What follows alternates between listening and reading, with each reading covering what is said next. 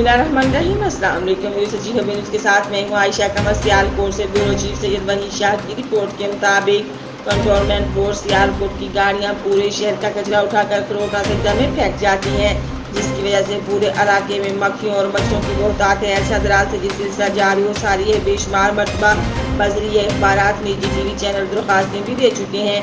मजाल है आज तक किसी भी सियासी लीडर ने कंटोनमेंट बोर्ड की आला अफसरान और इस पर तवज्जो दी हो। इस गंद की वजह से इलाका मकीनों में खतरनाक और जानलेवा बीमारियों की शरह में दिन ब दिन इजाफा हो रहा है।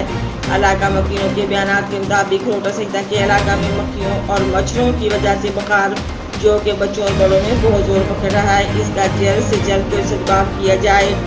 ज़िला इंतजामिया से गुजारिश है कि वो CO हेल्थ और DHOL में काम करने वाले अदारों से इलाके का सर्वे करवाएं, ताकि डेंगू और मुख्तलिफ खतरनाक मच्छरों से बचाव के लिए मच्छर मार स्प्रे का छिड़काव करवाएं, ताकि इलाका मकीनों के लिए सेहतमंद माहौल को बरकरार रखा जा सके और मुख्तलिफ बीमारियों से बचाया जा सके। अहले इलाका ने निगरान वज़ीर आज़म पाकिस्तान आर्मी चीफ वज़ीर आला पंजाब कमिश्नर गुजरांवाला ज़िला इंतजामिया सियालकोट से फौरी तवज्जो की अपील की है।